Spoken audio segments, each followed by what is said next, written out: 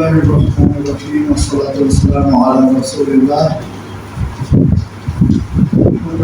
Last week we sort of touched on this topic about children and using screens.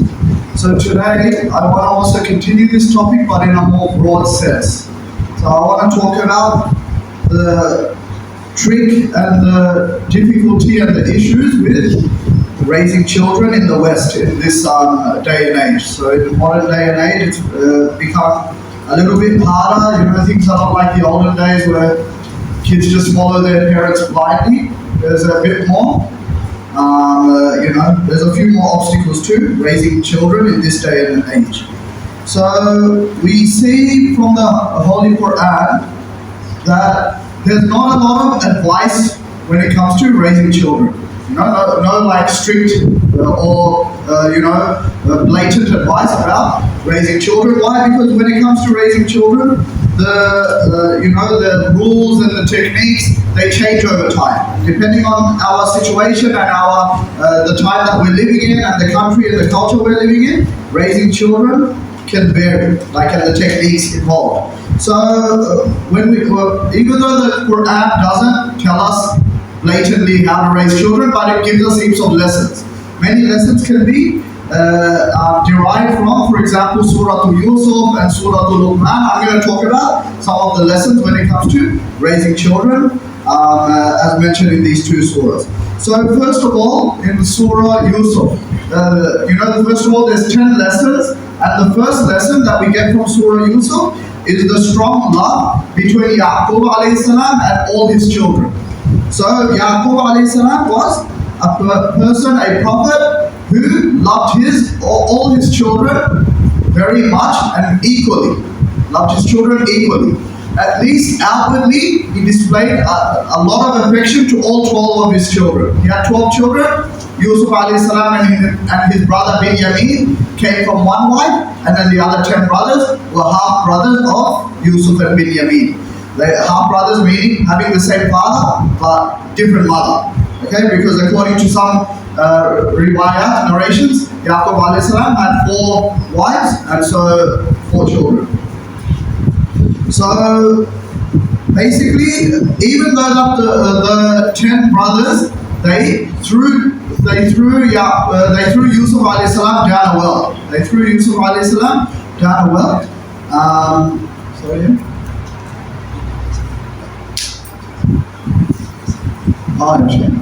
No problem.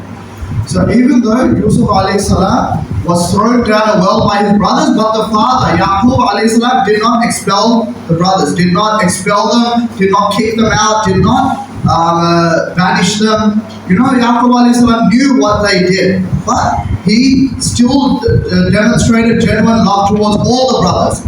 And he was not strict with them, and he did not kick them out of the house. He still kept them around. He still kept the brothers around, and even though he was upset, he was crying all the time, but he did not expel the 10 brothers from the house, even though they they threw their brother down a well and sold him to slavery.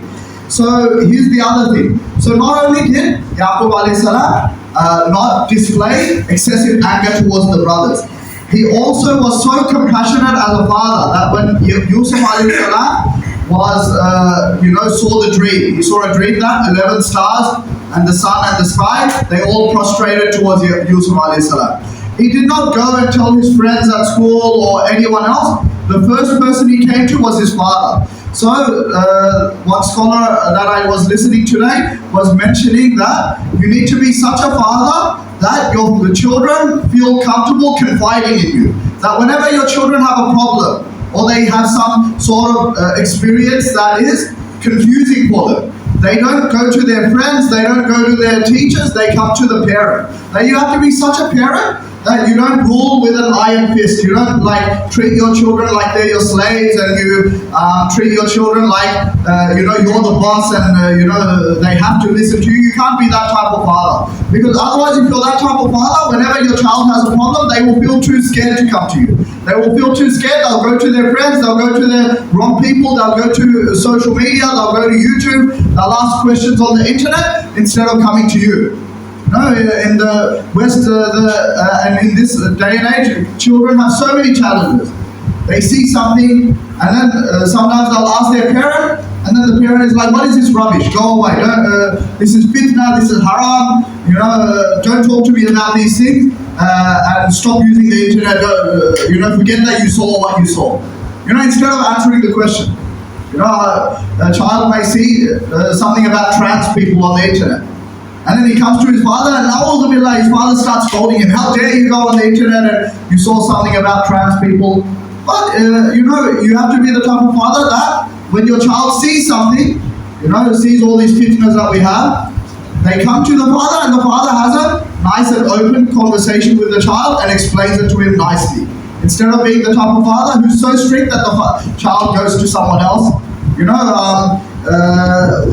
One beautiful thing I heard also is that parents, when like a lot of the parents here are immigrants. They came from another country and they came to Australia. It's very hard for them to adjust. The child grows up in Australia, has a very Australian mentality, gets exposed to the culture here, whereas the parent is still stuck in the mentality from their country. They're still stuck in the mentality from their country, and they think that raising children in Australia is the same as raising children back in their country. They don't realize that it's a whole different ball game. It's a whole different ball game when you come to this country. You have to adjust your parenting style. The same way your parents raised you 30, 40 years ago is not the same way you raise your child here in Australia. And you can't expect them to follow all the traditions that were followed in your country. You can't expect them that the same way you were brought up, that you will bring up your child like that. Otherwise, what will happen? You will actually break your child. One nice thing that I heard Norman Ali Khan say on the internet, that when it comes to marriage, we expect our children to follow our traditional marriage customs from back in the day. You have to marry this girl, she's related to you, go back to your country, marry her. Don't worry about that. Let's say you're Bangladeshi and the girl's from Pakistan or India. Don't marry her. You need to marry in our culture. You need to marry the girl that we pick for you. Following all these traditional wedding rituals, and when it comes to picking the spouse based on our culture back in Pakistan, back in Bangladesh. What the scholar was saying, that if you want to follow your culture back at home, then you shouldn't just stay back in your country. Don't come to US, because Norman Ali comes from the US. Don't come to Australia. Don't come to UK and expect that your child will just marry the girl that you chose based on your culture, based on your caste system. Based on your prestige back at home. You need to remember that your child didn't grow up in those countries. The child grew up here. Their idea of marriage and who they're going to pick as a spouse is very different to your idea of who your child should pick as a spouse based on your culture back at home. So that was a very interesting thing I heard. That there's obviously sometimes a generational gap. One other thing that I heard is that when a person gets married young, has children young, there's less of a generation gap. Less of an age gap between the father and the child. So it's a lot easier for the father to connect with the child. Whereas if a person's 40 and their child is 35-year age gap, it's a bit harder to connect. I'm not saying you'll become a terrible father. Inshallah, you can still do well raising the child, but there's more of a gap, and so more of a gap in the understanding of how to deal with a child. So that's the thing, when you grew up in a different era, a different country, it becomes harder to raise children. And sometimes it's easy to get stuck in the old school mentality. Rather, we should adapt. We should realize I'm in Australia now. My child will be exposed to a lot of things that I was not exposed to. Even when I was in school, they teach us very adult topics from when I was 9 years old. They call it child education, child protection, and then they start to call it sex ed, and then they're teaching all these things when I'm still in primary school. You know what I mean? And the fact is that unfortunately in the West, children from high school, they start intermingling with the opposite gender, and even you'll see in many schools teen pregnancies in high school. And this is something that unfortunately Muslim parents need to deal with. Child comes back from home. My daughter comes back from home. Oh, by the way, my friend from school, she's pregnant. These are the situations we have to tackle. Instead of just taking drastic measures, taking my daughter out of the school, saying haram, haram, we need to deal with these in a confident manner, in an Islamic manner, and explaining that the rules of Islam when it comes to parda, when it comes to hijab, that we don't talk to boys. We maintain our modesty. Al-haya shu'batun min al-iman. Haya, modesty, is a branch of faith. That whoever doesn't have modesty, they can do whatever they want. You know what I mean? A person who doesn't have modesty, they have no limits. That this whole fitna that's coming around, all this LGBT, trans, this fitna comes from lack of modesty. Lack of modesty and lack of control over our desires. That as Muslims, we have haya, we have modesty, we have certain limits, boundaries. If a person doesn't have haya, they have no boundaries, and then their mind, the inner shaitan can take them to very deep and dark places. Very unfortunate.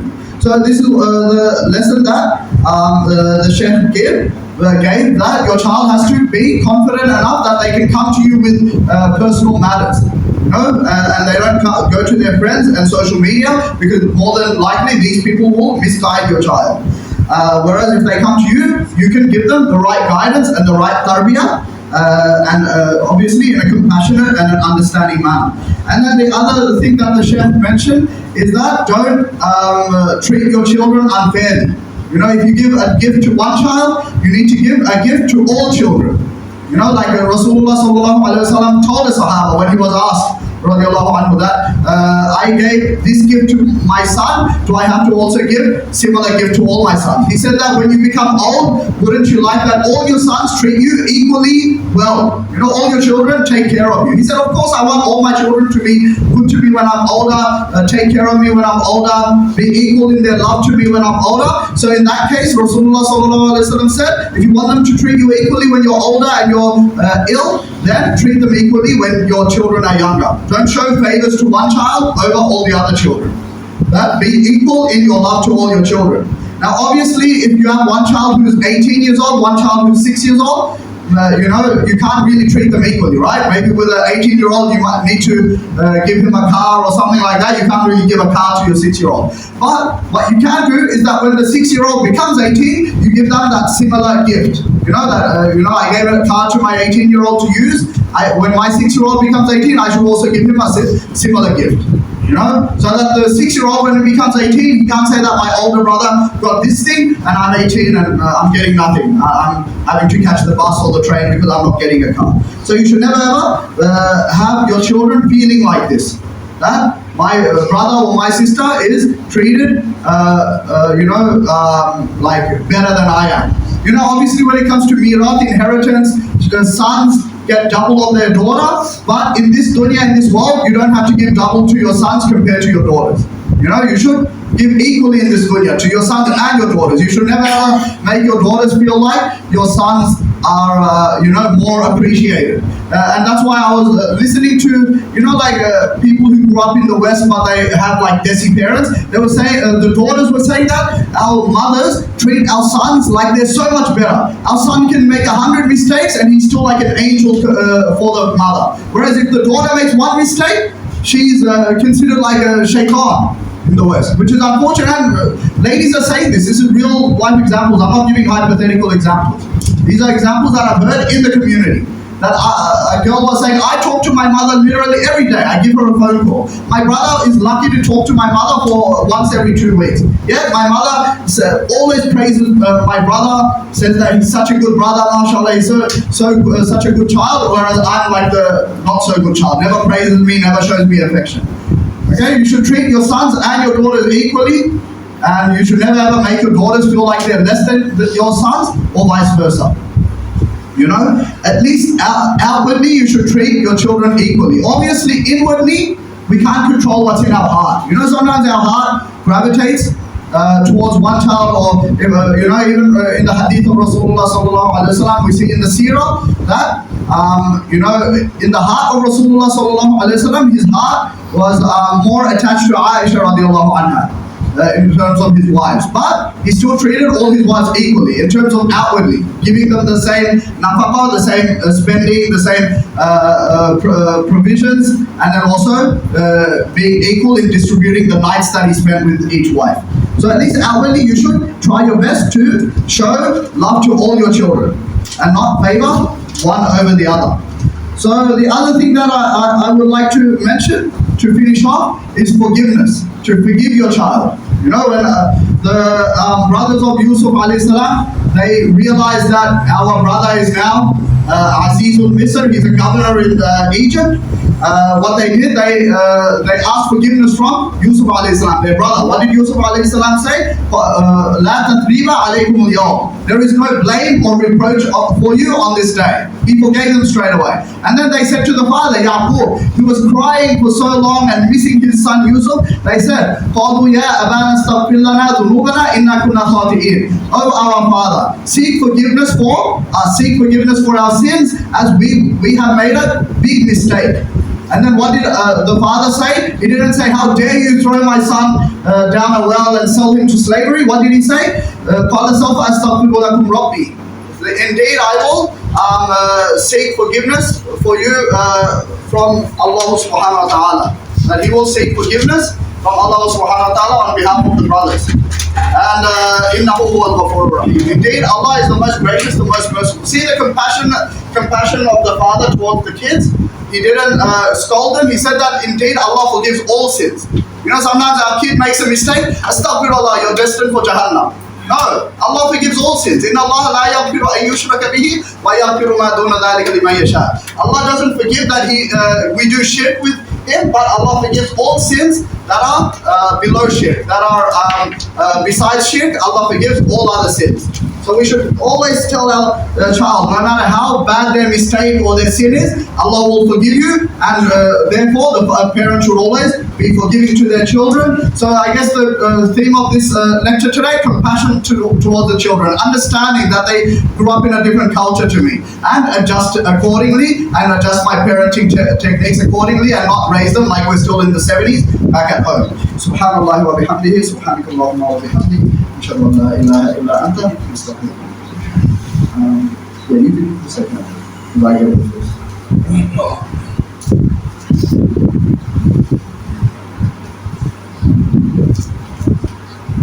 الله أكبر الله أكبر الله أكبر الله أكبر. أشهد أن لا إله إلا الله. أشهد أن لا إله إلا الله. أشهد أن محمد رسول الله. أشهد أن محمد رسول الله.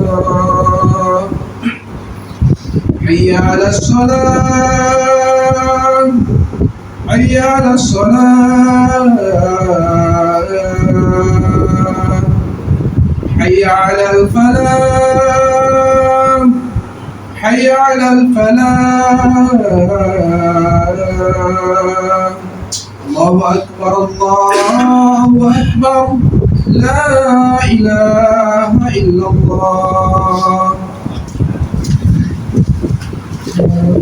الحمد لله الذي خلق السماوات بغير عمد ترونها وألقى في الأرض رواسي أن تميد بكم وبث فيها من كل دابة وأنزلنا من السماء ماء فأنبتنا فيها من كل زوج كريم ونشهد أن لا إله إلا الله وحده لا شريك له في الخلق والأمر ونشهد أن سيدنا وسندنا وحبيبنا وشفيعنا وطبيبنا ومولانا محمدا عبده ورسوله هو الذي نزل عليه الفرقان ليكون للعالمين نذيرا وصلى الله عليه وعلى آله وصحبه أجمعين بإحسان إلى يوم الدين. أما بعد، فيا معشر المسلمين وحدوا الله فإن التوحيد رأس الطاعات وعليكم بالإحسان فإن الله يحب المحسنين وعليكم بالصدق فإن الصدق ينجي والكذب يهلك وأوصيكم ونفسي بتقوى الله والسمع والطاعة فمن يطع الله ورسوله فقد فاز فوزا عظيما فقد قال الله تعالى في القرآن العظيم بعد أعوذ بالله من الشيطان الرجيم يا أيها الذين آمنوا أطيعوا الله وأطيعوا الرسول وأولي الأمر منكم فإن تنازعتم في شيء فردوه إلى الله والرسول إن كنتم تؤمنون بالله واليوم الآخر ذلك خير وأحسن تأويلا صدق الله العلي العظيم ويا معشر المسلمين استمعوا لهذه العبرة المهمة فإن خير الحديث كتاب الله وخير الهدي هدي محمد صلى الله عليه وسلم وإن خير الأمور عوازمها وشر الأمور محدثاتها فكل محدثة بدعة وكل بدعة ضلالة وكل ضلالة في النار فقد قال النبي صلى الله عليه وسلم المسلم من سلم المسلمون من لسانه ويده وقال عليه الصلاة والسلام إياكم والحسد فإن الحسد يأكل الحسنات كما تأكل النار الحطب أو كما قال عليه الصلاة والسلام بارك الله لنا ولكم في القرآن العظيم ونفعنا وإياكم بالآيات والذكر الحكيم أستغفر الله لي ولكم ولسائر المسلمين والمسلمات من كل ذنب وخطيئة فاستغفروه إنه هو الغفور الرحيم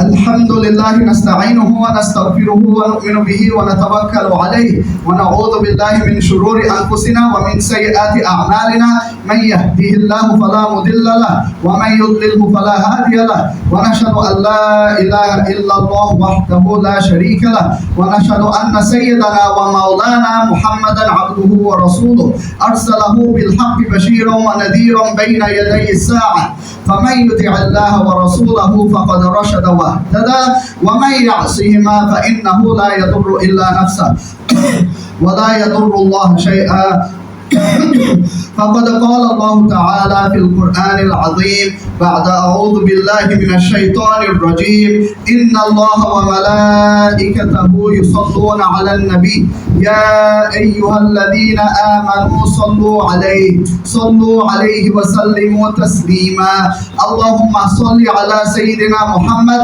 وعلى آل سيدنا محمد كما صليت على سيدنا إبراهيم وعلى آل سيدنا إبراهيم في العالمين إنك حميد مجيد فقد قال النبي صلى الله عليه وسلم أرحم أمتي بأمتي أبو بكر وأشدهم في أمر الله عمر وأصدقهم حياء عثمان وأقضاهم علي وفاطمة سيدة نساء أهل الجنة والحسن والحسين سيدا شباب أهل الجنة وحمزة أسد الله وأسد رسوله اللهم اغفر للعباس وولده مغفرة ظاهرة وباطنة لا تغادر ذنبا الله في أصحابي لا تتخذوهم غرضا من بعدي فمن أحبهم فبحبي أحبهم ومن أبغضهم فببغضي أبغضهم وخير أمتي قرني ثم الذين يلونهم ثم الذين يلونهم السلطان ذل الله في الأرض من أهان سلطان الله في الأرض أهانه الله عباد الله رحمكم الله إن الله يأمر بالعدل والإحسان وإيتاء ذي القربى وينهى عن الفحشاء والمنكر والبغي يعظكم لعلكم تذكرون فاذكروني أذكركم واشكروا لي ولا تكفرون ولذكر الله تعالى أولى وأعلى وأهم وأتم وأجل وأكبر والله يعلم ما تصنعون أقيموا الصلاة. Please put mobile phones on silent and straighten your rows. الله أكبر أشهد أن لا إله إلا الله أشهد أن محمد رسول الله حي على الصلاة حي على الفلاح قد قامت الصلاة الله أكبر لا إله إلا الله دائما أبدا لا إله إلا الله محمد رسول الله سووا صفوفكم فإن تسوية الصفوف من تمام الصلاة.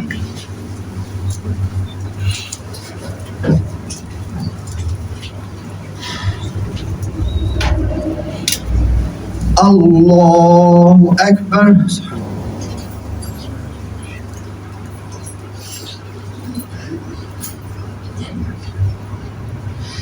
الحمد لله رب العالمين الرحمن الرحيم مالك يوم الدين إياك نعبد وإياك نستعين اهدنا الصراط المستقيم صراط الذين أنعمت عليهم غير المغضوب عليهم ولا الضالين.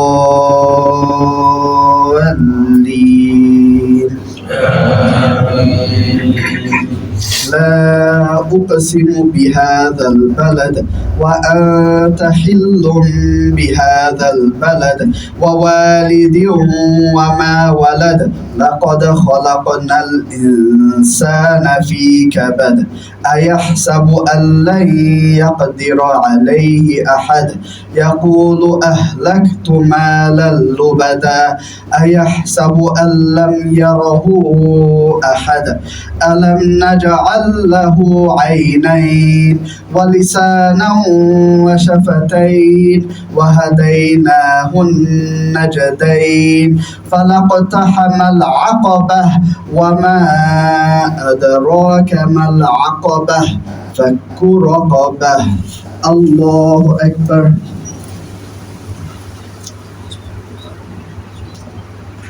سمع الله لمن حمده. الله أكبر.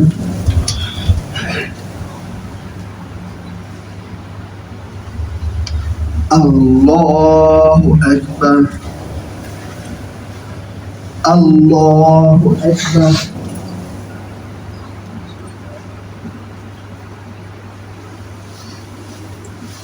الله أكبر. الحمد لله رب العالمين الرحمن الرحيم مالك يوم الدين إياك نعبد وإياك نستعين اهدنا الصراط المستقيم صراط الذين أنعمت عليهم غير المغضوب عليهم ولا الضالين.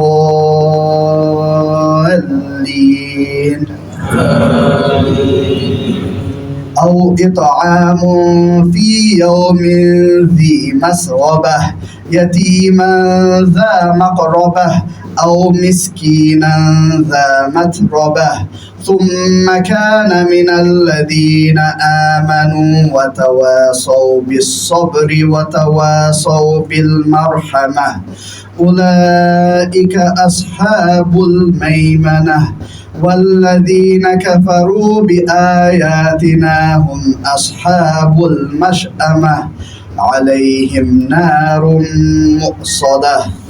الله أكبر.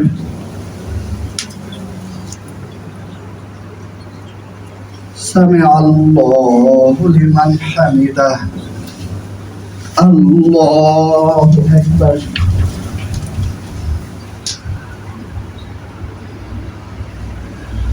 الله أكبر. الله أكبر.